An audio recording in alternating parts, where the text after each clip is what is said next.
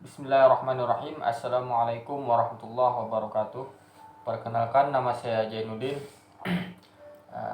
Saya dari Prodipai.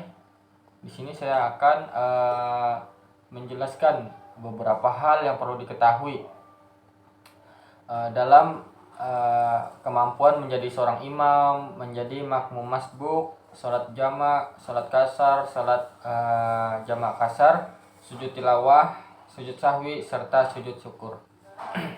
Adapun yang perlu diperhatikan dalam hal-hal menjadi seorang imam, yang pertama yaitu mengetahui dan menyesuaikan dengan situasi makmum dan tempat sholatnya.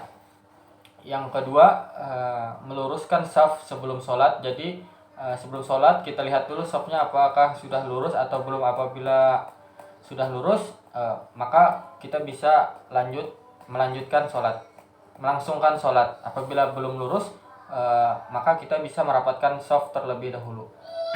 Yang ketiga,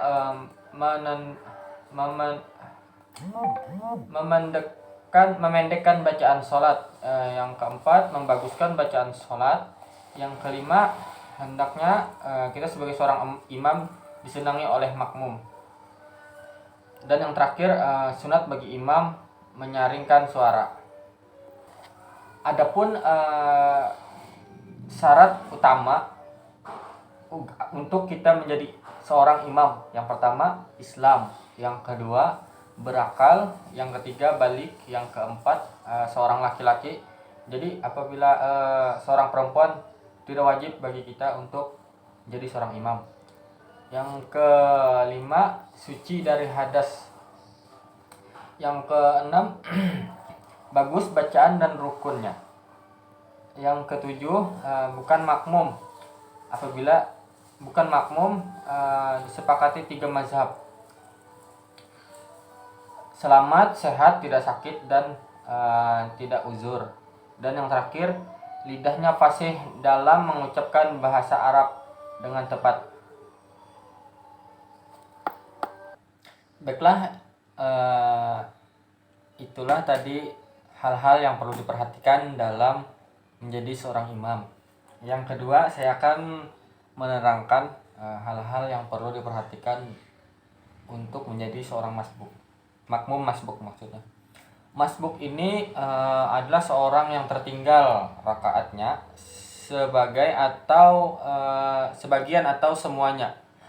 Dalam sholat berjamaah, apabila orang yang masbuk mendapati imam sebelum ruku atau sedang ruku dan ia dapat ruku yang sempurna bersama imam, maka ia mendapat 1 ruku pada saat itu.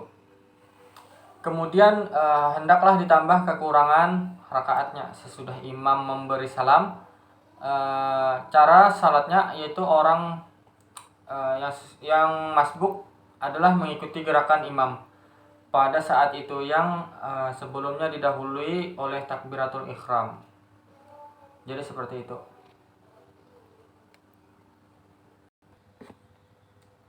Selanjutnya saya akan menjelaskan tentang sholat jamak, sholat kasar, dan sholat jamak kasar. Yang pertama, sholat jamak.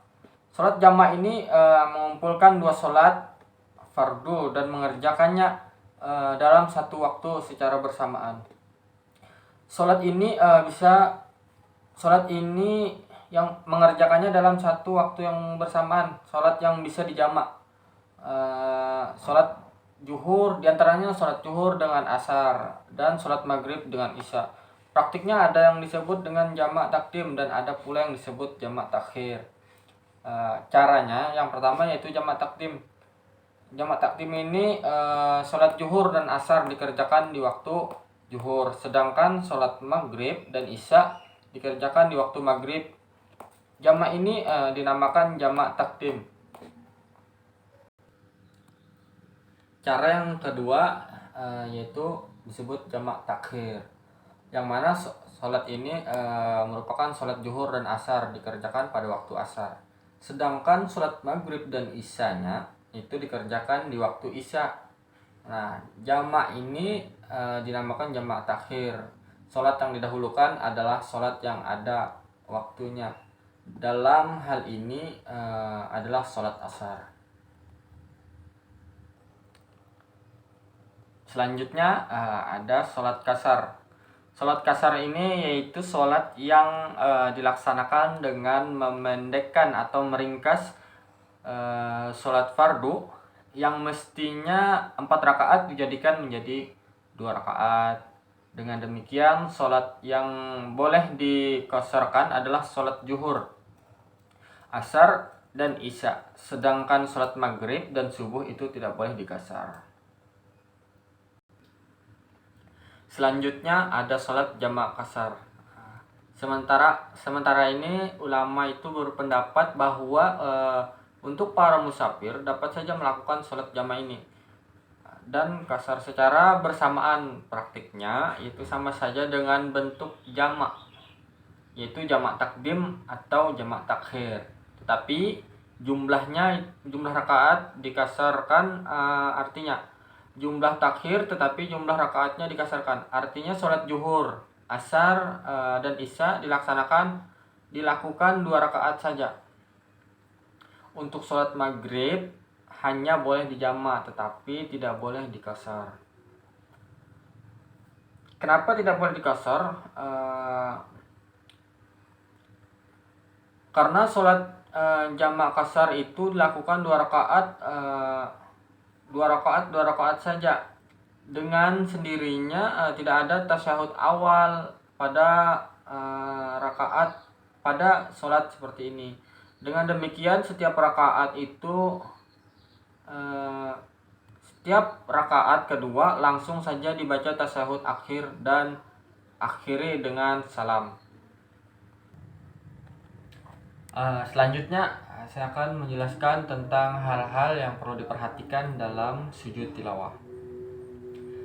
Sujud tilawah ini artinya sujud bacaan, sujud yang disebabkan mendengarkan ayat-ayat sajadah. Artinya ketika kita mendengarkan atau membaca ayat sajadah, kita disunatkan untuk sujud. Adapun rukun-rukun sujud tilawah ini jika dilaksanakan di luar sholat, yang pertama niat. Yang kedua takbiratul ihram, yang ketiga sujud.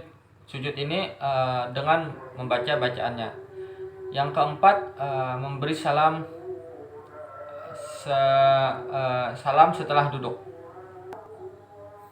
Sujud yang kedua sujud sahwi, artinya sujud karena lupa, seperti ketinggalan tasyahud awal, ketinggalan kunut, kelebihan rakaat, ruku, ataupun sujud karena lupa. Bisa juga karena sah atau ragu jumlah rakaat yang telah dikerjakan. Contohnya rakaat yang kita telah kerjakan itu 4 rakaat pada saat sholat isya. Kita ragu apakah sudah 4 atau masih belum. Nah, itu wajib dilakukan sujud sahwi. Bisa juga karena kurangnya rakaat dan lupa. Cara melakukan sujud ini yaitu sebelum salam, orang yang sholat melakukan sujud 2 kali sebagaimana sujud pada umumnya. Ketika sujud membaca bacaan sujud sahwi itu 3 kali, yaitu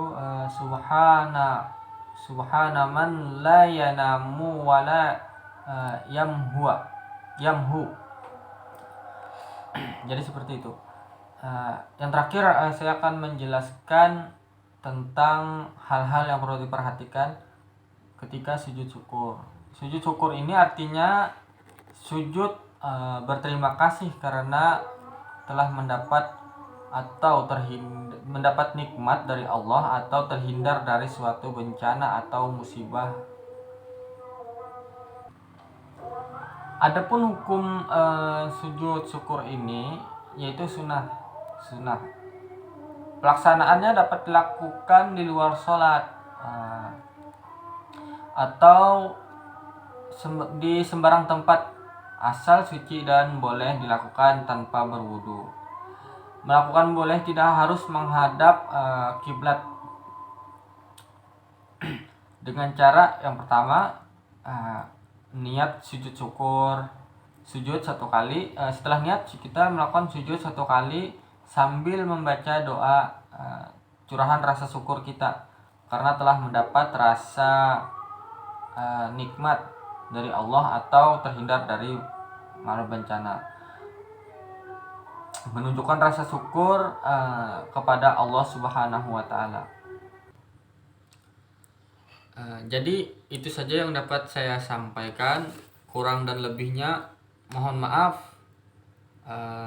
Wabillahi taufik wal hidayah. Wassalamualaikum warahmatullahi wabarakatuh.